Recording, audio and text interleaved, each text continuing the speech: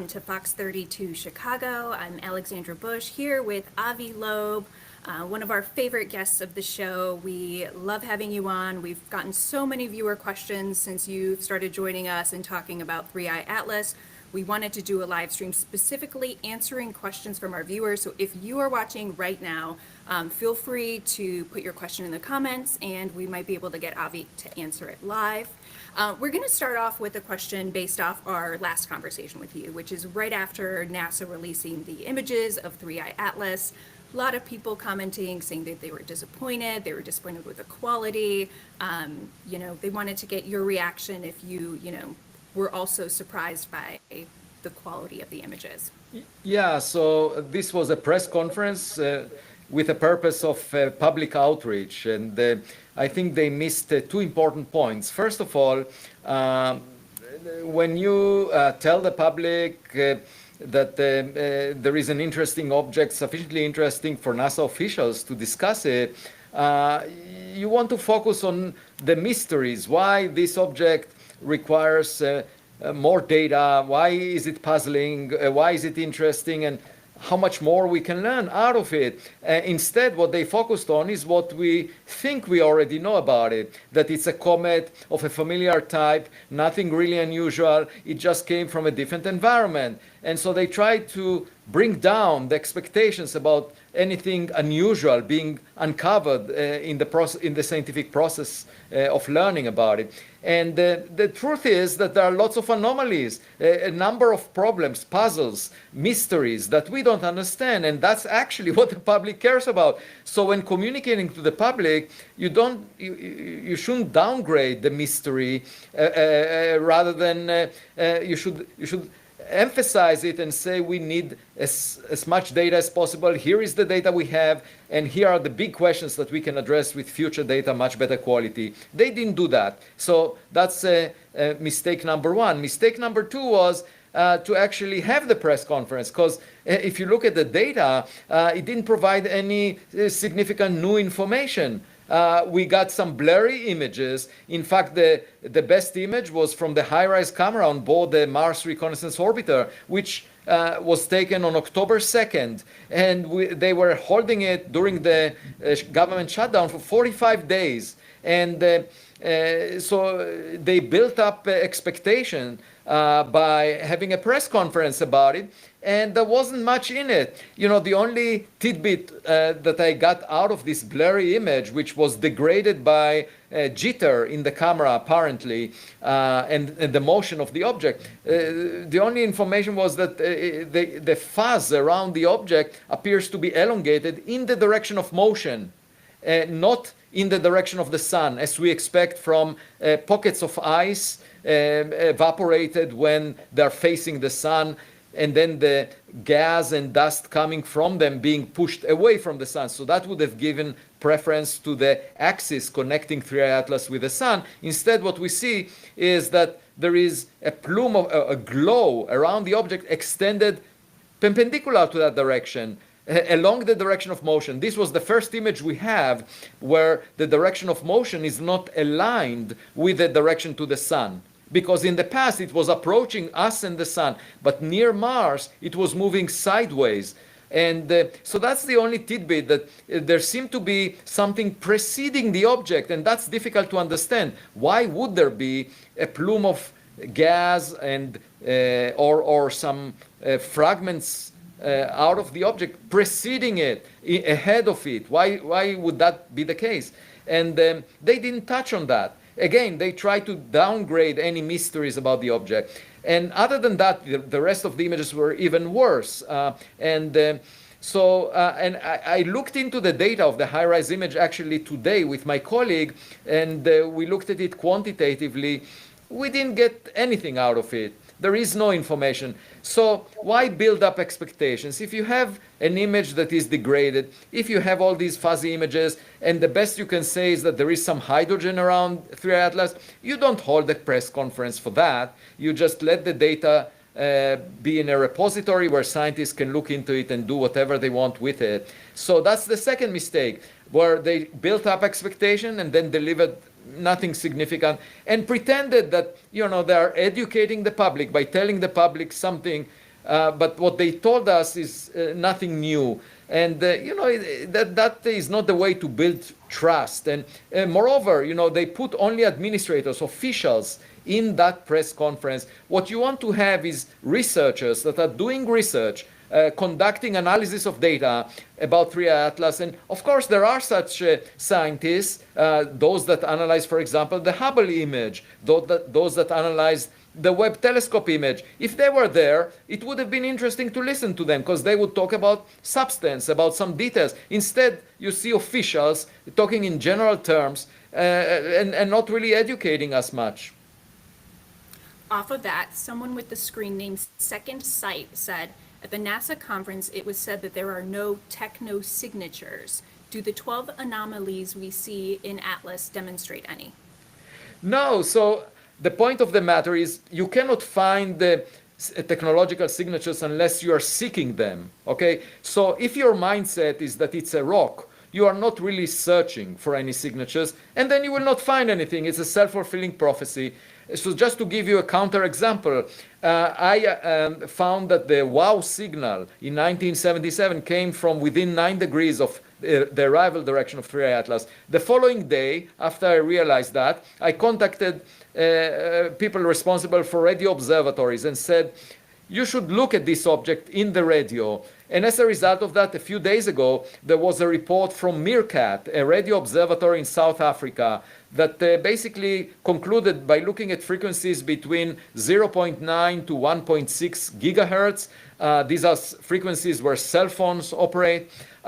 They looked at the object on the 5th of November, one day, and they didn't see any transmission coming from the object. They found some 23,000 signals, but they say all of them are probably human-made on Earth. And so they put an upper limit on any transmission in this band of frequencies on November 5th at the level of a cell phone transmission. So there was less power on that date in those band of frequencies. But that's an interesting limit. That's an example for putting a limit on a technosignature. That's not what the NASA official was talking about. Their point of view is unless something immediately shows up as technological, for example, maneuvers in ways that we haven't seen before, or just strikes us in the face without us seeking it, unless that happens, we would say there is no technological signature. But that's not the right approach. For example, with the Webb telescope, in the coming weeks, we can search for heat coming out of 3IATLAS that cannot be accounted for by the illumination from the sun and maybe is related to an engine. That would be really interesting to look for. So you need to have it in mind. You need to search for technological signatures in order to find them. Yeah, off of that, some people, multiple people have been asking for an update on the Loeb scale. I know last time you said the 3IATLAS was set at 4 out of 10. Where are we at right now? So I prefer not to announce any update to my ranking, which is old, a few months old, because in the coming weeks we'll have a flood of data. So it would be foolish of me to update it now. I would wait until we get to the middle of December, closer to the holidays, and then when we have access to much more data, I will be able to either rank it lower or higher on the Loeb scale. So it should be exciting. It's only a few weeks away, and that's the way, it's like the work of a detective. Let's collect more evidence and then decide if it's closer to being anomalous as a technological object, or maybe it would look just like an iceberg. Yeah, someone with the screen name @Brubaker asked, you mentioned that 3IATLAS is going to be closer to Earth in mid-December, around the holidays, also around the Earth solstice. This user wants to know if you believe the timing of the solstice and the proximity of 3IATLAS hold any significance. I haven't thought about that.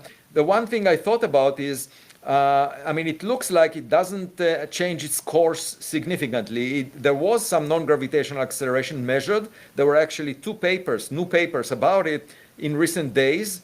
But it's not significant. It doesn't look like it's maneuvering towards any particular planet beyond the force of gravity dictating its trajectory, and that's understandable. Even if it's a spacecraft, it's very massive, a very massive object. It would make more sense for it to release mini probes that would go towards the planets. And the fundamental question is, are there objects leaving this big object? Are there smaller objects coming out of it? And there were some hints of jets pointing in different directions, some perpendicular to the object sun axis. And so if we find such smaller objects coming off it, either as they come off it right now or later in future months, if we find new objects near the Earth or near Mars. I actually asked the NASA to look at their data from rovers, from orbiters around Mars, to see if there are any new objects, any new satellites appearing. That would obviously be a technological signature, because a natural iceberg would only break into fragments of ice, and they will not prefer to arrive close to Earth or Mars. So let's continue to monitor the sky around Earth, around Mars, maybe Jupiter. And if there is something, that would be definitely intriguing and very exciting. All right, I know this just came out, but at the Friar Eli is asking if you've watched The Age of Disclosure, and what did you think? Well, I know everything that was discussed in that documentary, because I spoke with the people featured there quite a bit in recent years, and in part that inspired the Galileo project that I'm leading. So there are definitely a lot of claims from military personnel, from intelligence agencies. These are serious people that are, responsible for the national security arena, and they are not easily swayed to claim things that are incorrect or not real. And they say that there are objects we don't fully understand. Now, the fundamental question is, does the government have at its possession, or the possession of corporations that it was in contact with, do they have materials from crash sites along with potential biological pilots that may have been there? Because there are some people who claim that, and I spoke with them.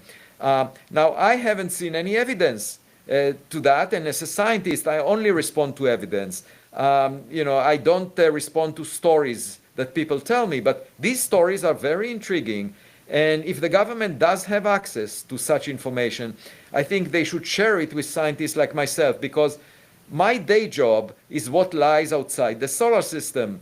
The day job of people in the Pentagon or the intelligence agencies, the CIA, that their job is national security. It's limited to planet Earth. So anything that lies beyond Earth, let's say beyond the solar system, they should share it, any such information, with scientists like myself. And I will be delighted to help them with it if they have it. I have no access to it, but those people that are interviewed in the documentary claim that they had access to such information and it exists. So do you plan on watching it? Yeah, I'll watch it, but I don't expect to learn anything new from it, because the classified information will not be featured there.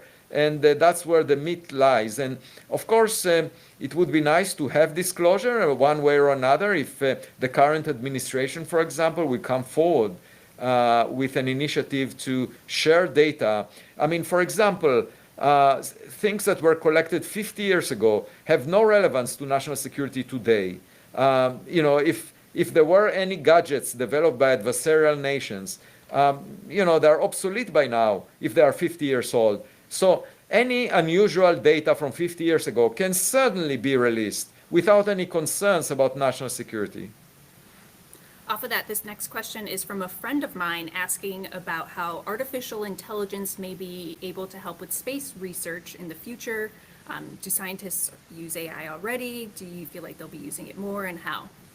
Yeah, so the most important role that AI can play would be to put it on spacecraft, on missions that we send to space. So far, AI was never loaded on a spacecraft.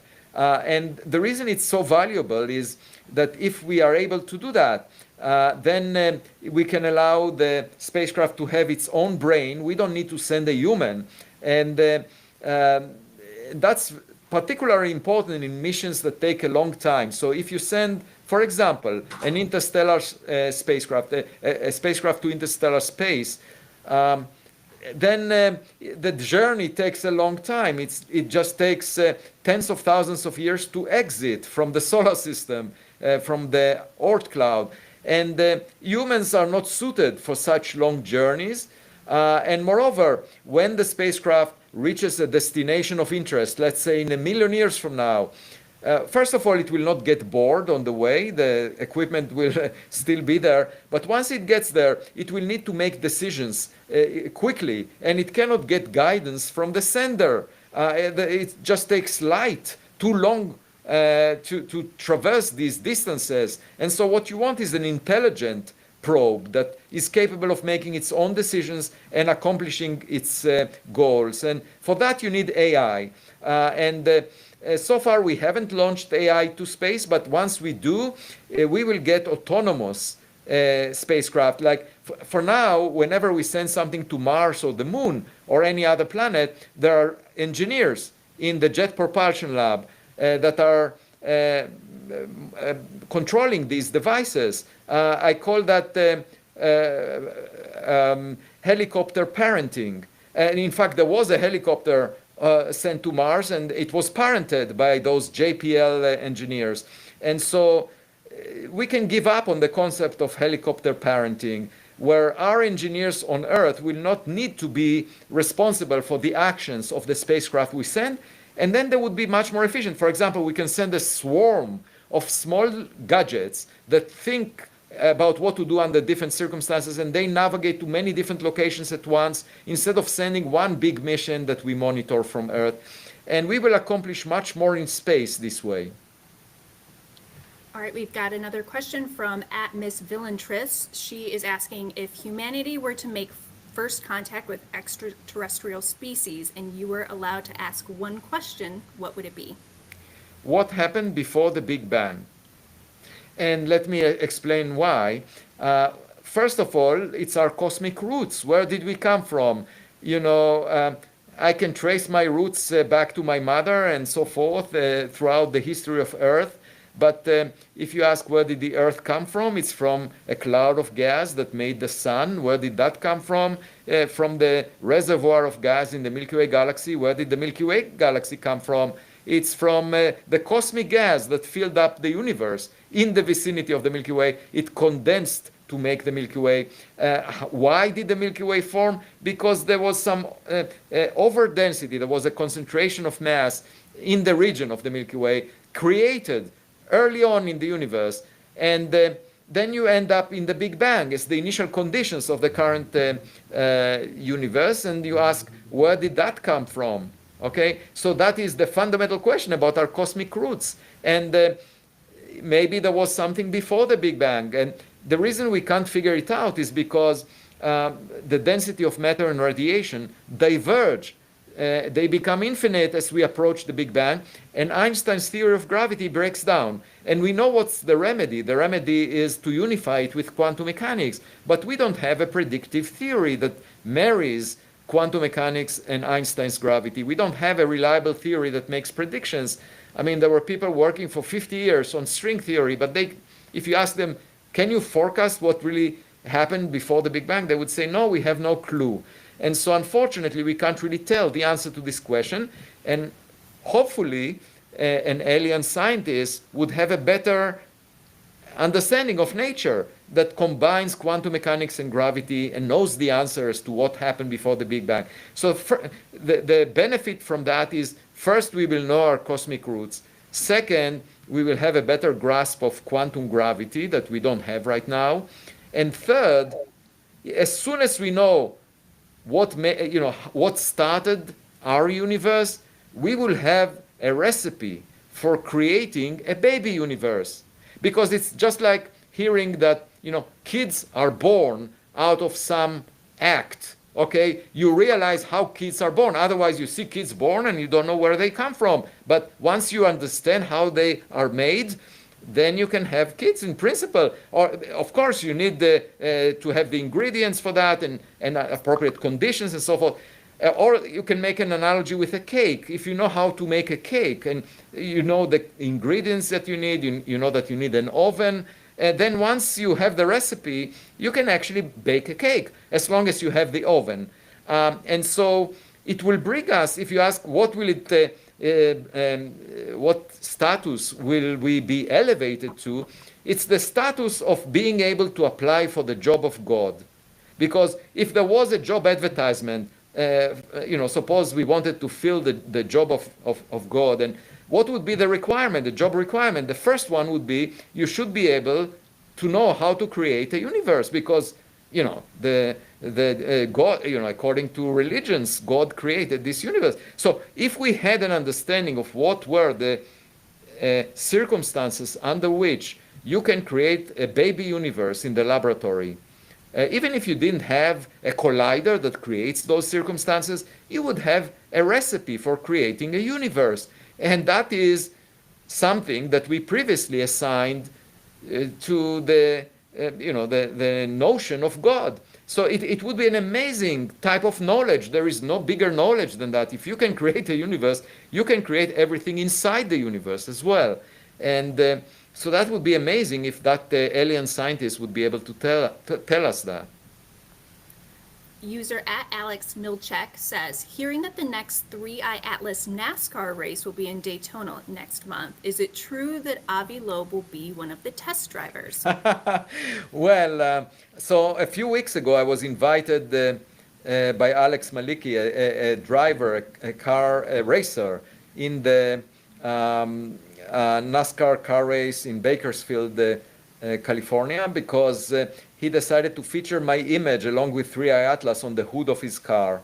And there I was a day after my Joe Rogan podcast, and Alex put me in his car and taught me how to drive it. I haven't, oh, here you have the image, yes.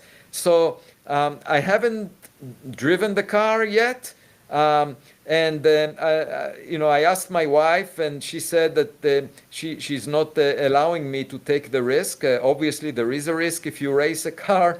The other thing that was interesting in that visit is that I thought, why isn't it that some corporation decides to have a self-driving car competing in NASCAR? Because you can definitely design a car that is aided by AI, that is self-driving, that would beat all the drivers in the race.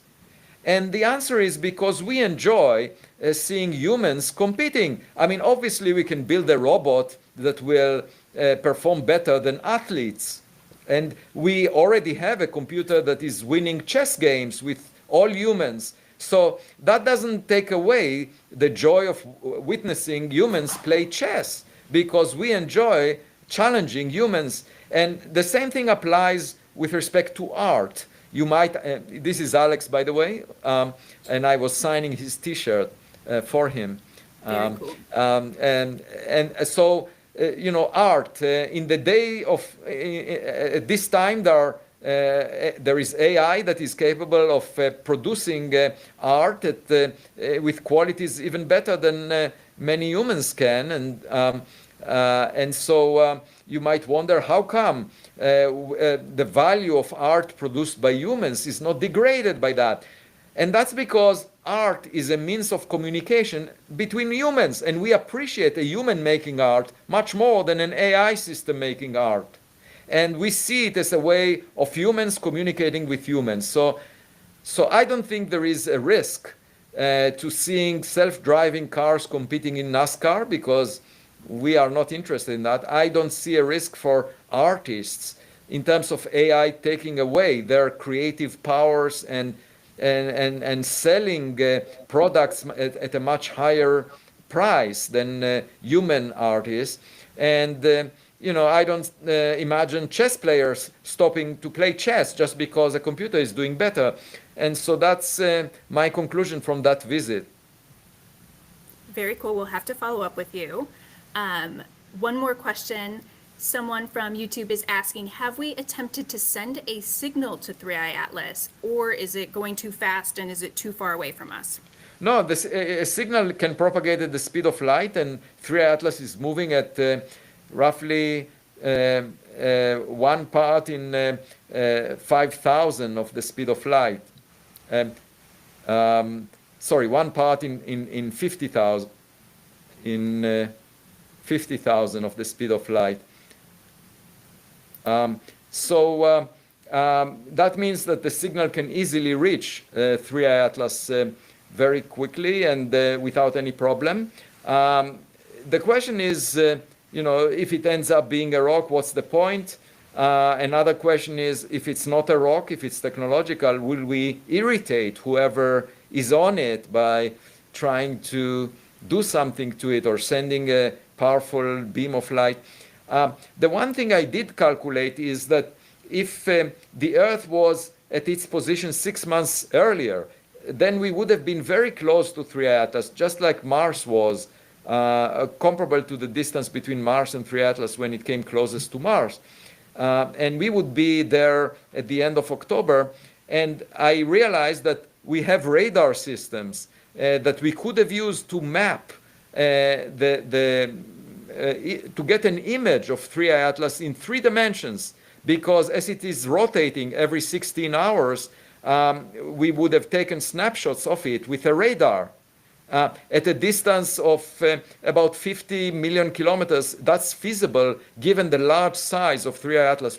The signal would have been significant. However, it so happens that we were on the opposite side of the sun when it came closest to the sun. And as a result, we never get close enough to it to use radar systems. In terms of transmitting and waiting for an answer, that's an interesting question. Nobody, as far as I know, is planning to do that. And I mean, obviously, one can shoot a laser beam or some radar signal and wait for an answer. But I think it would be more informative for us to figure out remotely what it is by taking a lot of data of it with hundreds of ground-based telescopes and the Hubble and the Webb telescopes as well. All right, I know I said one last question, but my boss actually just texted me, so I gotta get his question. And of course, he asked, could the WOW signal have been a message sent to 3IATLAS from its home planet? That's possible. That may be why it was 9 degrees away from the arrival direction of 3IATLAS.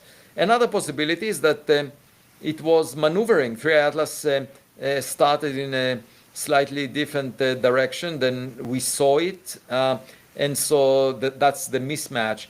In 1977, 3IATLAS was at a distance of 3 light days, about 600 times the Earth-Sun separation. And back then it needed the power of a nuclear plant in order to transmit the WOW signal, about 1 gigawatt, I calculated. So that's feasible, that's completely reasonable, but it may well be that the WOW signal has nothing to do with 3IATLAS. We don't know. We just need to keep our eyes on the ball, and obviously there will be more interstellar objects coming our way that the Rubin Observatory will discover in the southern hemisphere.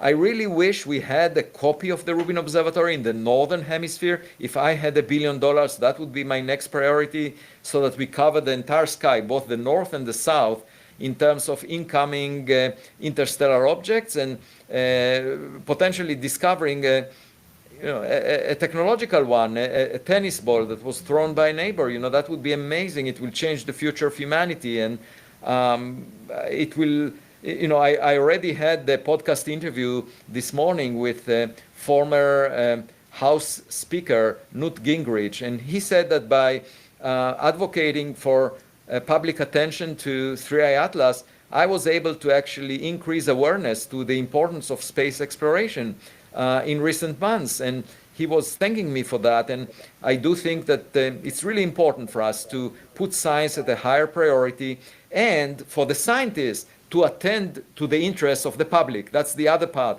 What we saw in the NASA press conference is not the right approach. I think we should work together with the public by focusing our efforts on questions the public cares about, because the public funds science. And by the way, those are the most interesting questions. It's not as if we are sacrificing anything. I'm just saying the obvious. And secondly, being, starting from a standpoint of humility, the humility to learn. We don't know the answers. There are mysteries. Let's figure them out, rather than pretend that we are, experts that can tell the public the answer, the way that we see in press conferences like that one. Avi, thank you so much. This is exactly why we appreciate you so much, being able to give time to our viewers, people online who just want to ask questions and learn more information and are obviously very excited about this topic. Thank you so much. We're going to continue to follow up with you, and have a wonderful weekend. Thank you so much, and stay curious.